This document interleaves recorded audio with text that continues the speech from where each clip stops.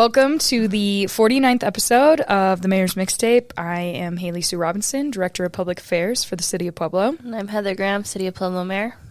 And it's just the two of us. We don't have a guest today. Yeah. That was a little surprising for us. We've been on the guest train for a little while. So I do want to remind the listener that you can find us on Apple, YouTube, Spotify, Buzzsprout, wherever you get your podcasts. You can also find us on Local Channel 17. And don't forget, you can email us, mayor@pueblo.us. If you have a question or topic suggestion, we would love to hear from you. Mayor, last night we had City Council. It was a long meeting, but not a late night. Nice. Because we have the new format, so I was very excited about that. But there were a couple of important topics and ordinances passed last night. One thing in particular was we welcomed our new HR director, Bella Trujillo. So that was exciting. And then also we received a grant from the Pueblo Urban Renewal Authority for lighting at Benedict Park. Yep.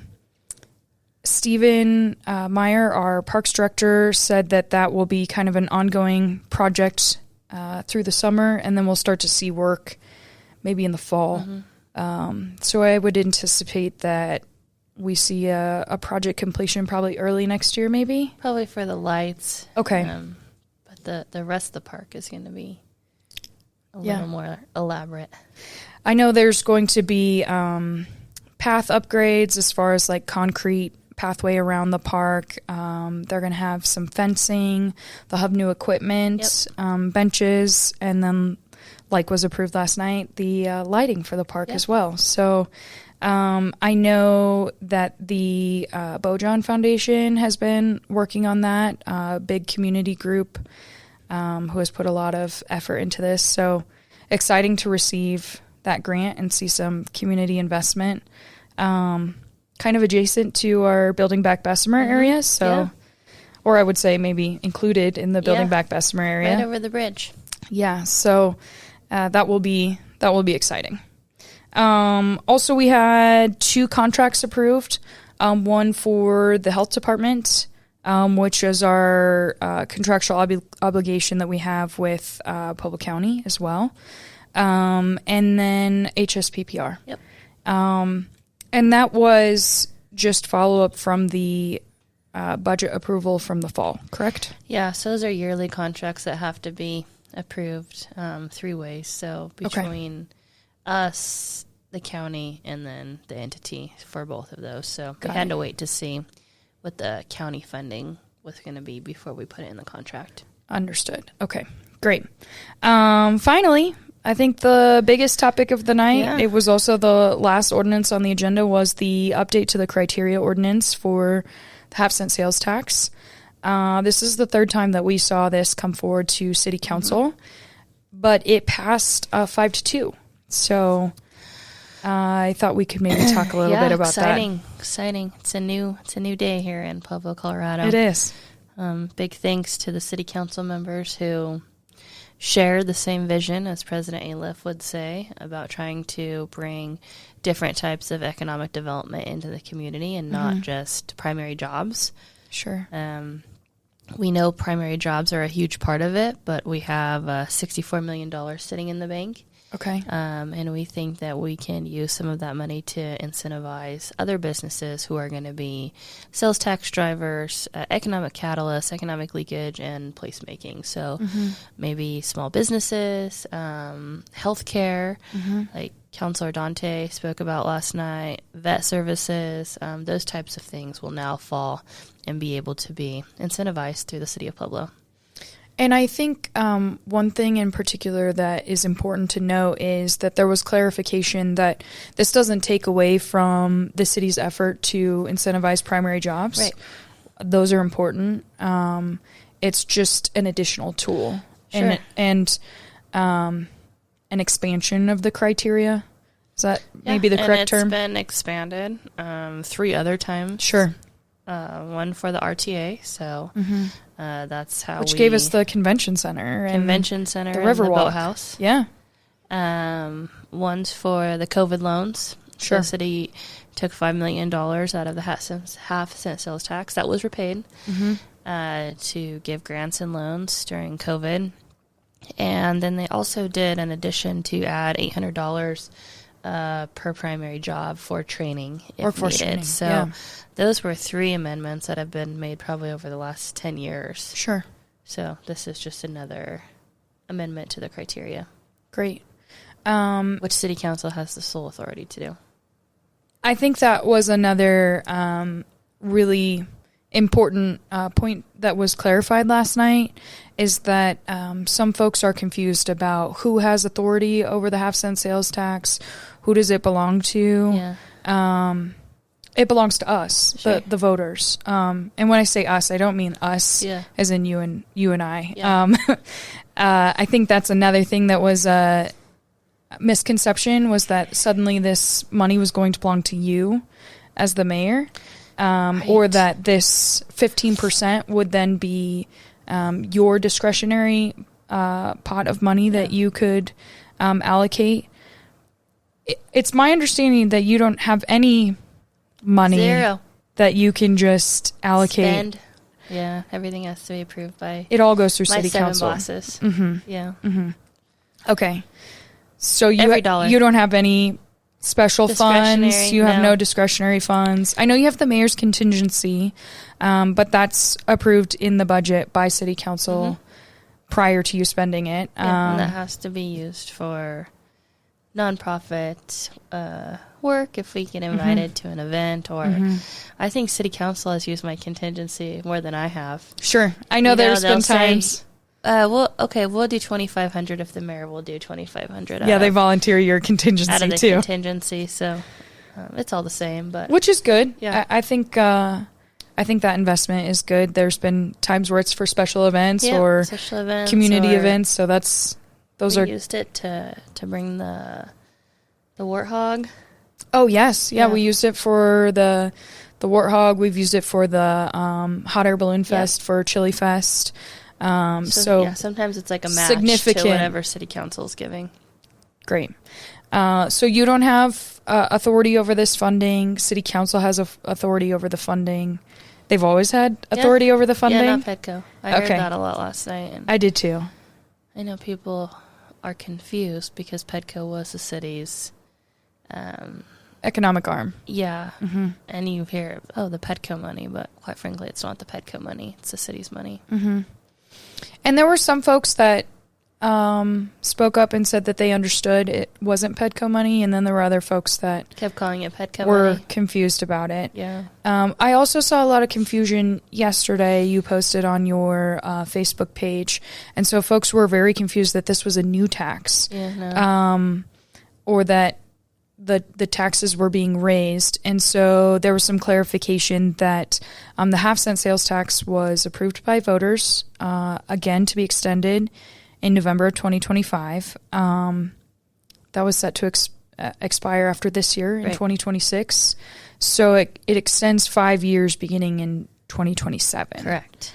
So there is no new tax, correct? Okay. No new tax. Great. Existing tax. Great. And I know we've talked about this here on the podcast. We do have some new listeners and some new followers, so I know it sounds like we're beating a dead horse for our folks who have listened to us from the very beginning, but can you talk a little bit about the 3 expanded criteria as far as placemaking, economic catalyst, and economic leakage? What does that mean? So economic leakage is when we talk about people within the community who are taking their money elsewhere. So whether you're going to Colorado Springs to go shop at Trader Joe's or Costco, because you find that you can't get those goods and services in our community. Mm-hmm. So we would be able to attract businesses like that to come here, and we wouldn't necessarily be giving Costco $5 million check. We might be buying a piece of land, subdividing it for them, doing something that allows them speed to market to move into the community faster than they could somewhere else. Placemaking is going to be some kind of a amenity where people stay in the community or move to the community because you have this amenity. It could be something like the Riverwalk. It could be something like Jellystone. We have the developers from Jellystone looking at putting one of those parks here in Pueblo. With the way the criteria was written before, we would never be able to incentivize that kind of a package because it's not primary jobs. It's more tourism oriented. And then the last one is economic catalyst, so large sales tax drivers. So we know Starbucks and McDonald's and fast food the restaurants are high sales tax drivers here in our community. And so instead of the city, again, giving Starbucks $1 million, we might look at some kind of investment into infrastructure within the property around them. So the Starbucks that's been sitting on the boulevard that was ready to open the day after Thanksgiving, it's still closed. They're waiting to install a traffic signal across the boulevard at Mirror right there, which is going to be about $2.5 million. So they're on the hook for that now. So this original idea for this ordinance came when we knew that there was going to be several businesses coming on the boulevard, and how could the city expedite that process to bring these businesses here when it comes to infrastructure requirements by CDOT. And so it was my proposal that we put the infrastructure in and then enter in development agreements with these developers, paid back over an amount of time. You would pay the half-cent sales tax, but the city would be putting in the infrastructure. You would all get to open. Not one developer would be on the hook for all of the money, and we'd start to see some new businesses go up, sales tax increase in the area, right? But unfortunately, the previous city council did not agree that that was a way. I keep hearing you're trying to incentivize retail jobs. What we're trying to do is grow our tax base. So whatever we have to do, a job is a job. And we want people to spend money in our community. We want to keep the money in our community. We want to grow the tax revenue that's being spent in our community. So you have to look at different avenues than just primary jobs.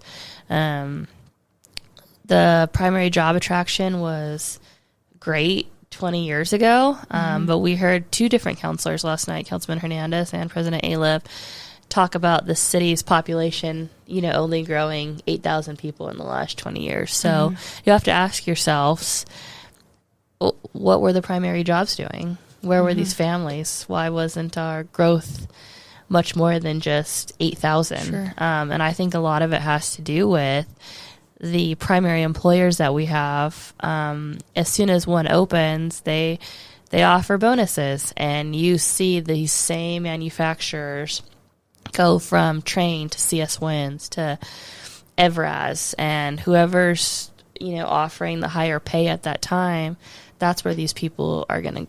It's mixed from within the community. There's not a lot of folks from outside the community. How could there be if your population's only grown 8,000, and we've incentivized big corporations like Train, Evraz, CS Winds.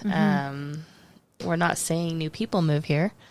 Our population is just plateauing. So I don't know how they explain that with the primary job theory.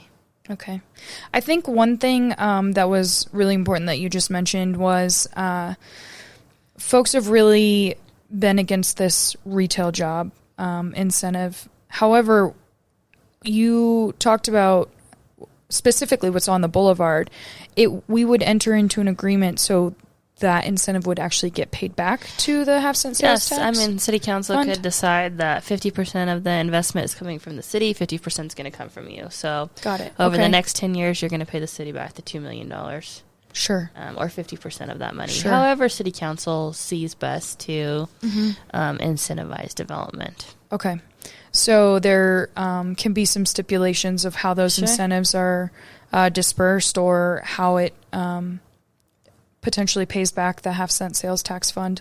Because I think that's another sticking point for a lot of folks is we don't want to just spend all this money all at once, which I think maybe you agree with as well. That's why there's a cap. Right. And so that 15% then allows us to still have the rest of the fund to incentivize primary jobs and ensure that we are not just emptying the half-cent sales tax fund all at once. Yeah, since I've been the mayor, we've used the half-cent sales tax 2 different times. Okay. So one time was for the boathouse. Mm-hmm. We took $3 million out, and then one time was recently for the airport renovation. Got it. So that was about $7 million in total. So we have $64 million of unencumbered in there as of yesterday. Mm-hmm. We would be sitting well above $70 million if we wouldn't have done those 2 projects, which are going to be 2 great assets to the community, 2 new amenities that would have never got done without being able to use the half-cent sales tax. Sure. Okay, great. Anything else that you think you want to clarify about the criteria ordinance, or anything else you want to say about what it looks like potentially moving forward? No, I'm just super thankful that City Council shares the same vision that I do, and they want to work together and try to bring new ideas to the community. I like their ideas, and I'm here to help them get those types of projects done. Great. Okay. Couple of upcoming events, or at least one on the horizon. Tomorrow, Wednesday, February 25th, is the Pueblo Transit Open House at Barkman Library in the community room from 5:30 to 7. You can come to the open house and ask your zero emissions questions about the new hybrid buses.